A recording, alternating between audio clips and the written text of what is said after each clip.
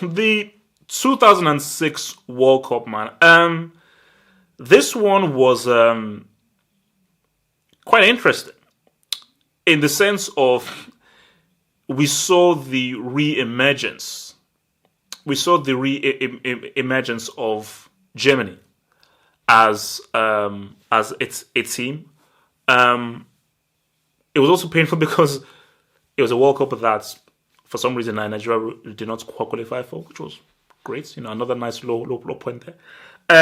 But I think, remember, this was hosted in Germany, and I think because it was hosted in Germany, and because Germany knew they were hosting it, I think Germany felt that no, we have to reinvent ourselves. Yes, they got to the final in 2002, but they were very, very disappointing at the Euros in 2004. So there was this massive instance of reinventing the way that they played. But this was also a World Cup in which the best team didn't win. And by that, I mean the team that I thought played the best.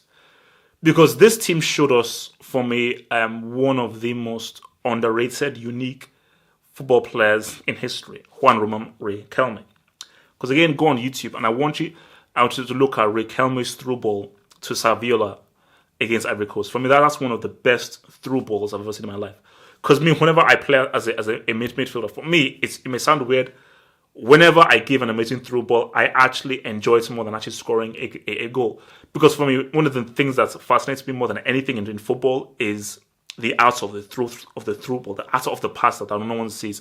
So that Riquelme ball I just thought was absolutely outstanding. And Argentina scored one of the best goals I've ever seen. I can't remember how many passes it was, but it was against Serbia. I think Serbia and Montenegro. And they literally kept the ball for ages. And it's obviously ended up, I think, Crespo heading it down to Cambiaso, and Cambiaso scoring after an amazing way of where they kept the ball. So when Argentina faced Germany, it was weird because I forgot his name. He's now the manager of Colombia. He took off Riquelme. I think he took him off in extra time or something. And I was like, why would you take him off? Why would you take off your best player, who he was? This was an Argentina that also had Messi on the bench. So Germany they took advantage of that, and I think Germany they eventually won out on penalties. But I think even in that game, remember, people never really thought Germany would go far. But I think once Argentina took the lead and they had a stranglehold, the way Germany came back, people thought, no, this is a different Germany team. This is a Germany team that really believes. And this is also, I think, that the first World Cup that we saw. No, sorry, this is the second World Cup that we saw closer in, because he was in 2000 and I think his first one was in 2002, where he scored all those goals against Saudi Arabia, I believe. 2002, yeah. But I just thought, no, this was one where Germany were like a team where there's something about this team. There's something really deep about this team. So they eventually won on penalties. So you also had Italy. And Italy were a team that nobody thought. Coming fresh off of Calciopoli, nobody really gave them a shot of really doing anything. Del Piero was still feeling the residuals and the effects of the chances he missed at Euro 2000. So it was a team where people were like, what could these guys do? But I think when I believe Italy believed that maybe something special could happen was the game against Australia. A man down, 10 men against Australia, had to struggle, and they get a penalty after some amazing work by Grosso. And Totti, with so much pressure on, scores the most amazing penalty, putting it right into the top corner, and that is what advances them through. But also saw France. And for me, man, I keep saying this to people, this was something that France almost didn't qualify for. So they had to actually bring out Zidane out of retirement to help me even to qualify. And Zidane, again, he had to, wanted to really rewrite some wrongs from 2002 that France had. And he was leading them. Because Zidane was easily the standout performer as an individual in the World Cup. And I said it many times to people, man, I've never seen an individual beat an entire team by himself. I've never seen that happen.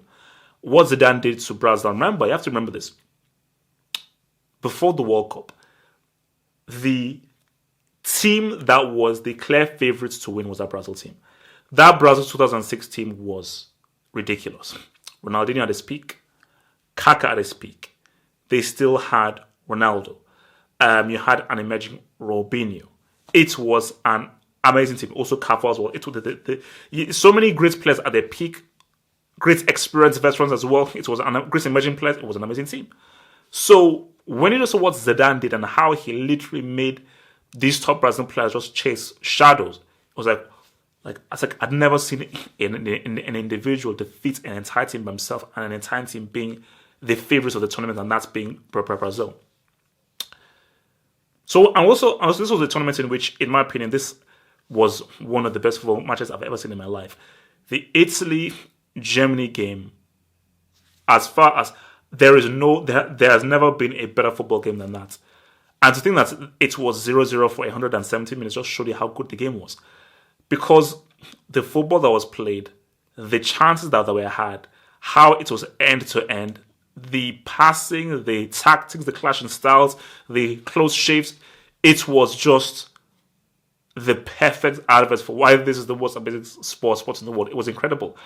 And again, if I say Riquelme's pass was one of the best passes ever, I think Pirlo's is also a good shout because his pass to Grosso, that was perfectly weighted, perfectly timed, and that finish from Grosso, amazing. And of course, Del Piero, that was a bit of redemption for him from Euro 2000, scoring that G as well. So then it came to the final, man. And I believed France had their name. Two narratives were there. Italy based on them being unfounded and France based on what Zidane did. But I felt that, no, it is written that Zidane is going to win this World Cup for these boys and he's just going to go into the stratosphere of greatness.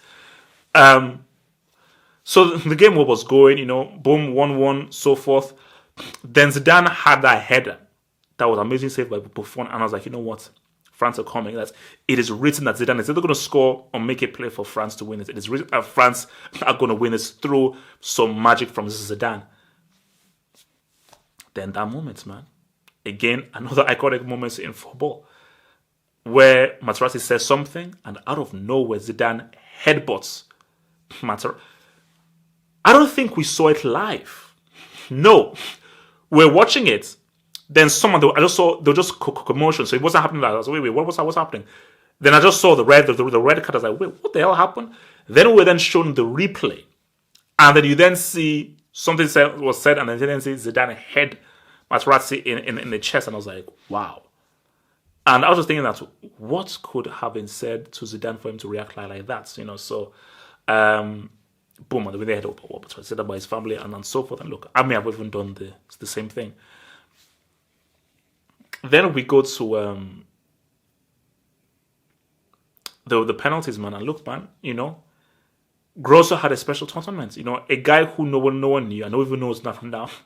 It was written that he was supposed to score the penalty. And again, if you guys want to laugh, watch the Italian commentary or the penalty shootout. I watch it almost like 3 or 4 times every year or something. It's one of the most funniest things you'll ever hear.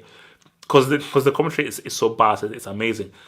And I just think that for Italy, it was an amazing story. Nobody thought that they would win. Lippi coached his ass off. Cannavaro defended his ass off. And it was a great team effort. And I think that, as much as I think that France would have won it if Zidane stayed, Italy deserved that because that was just an amazing team effort. And just an amazing... It was the most Italian win. Because it was all about mental strength, and always believing. And in the end, they won it. And it was a pretty good World Cup. A pretty good World Cup with a shocking ending, but also a very emotional, unfancied ending of a team that nobody thought would win, but it ended up winning. This was also the World Cup in which a certain player produced one of the worst misses of all time. I will never name his name. And it is a moment that still pains me.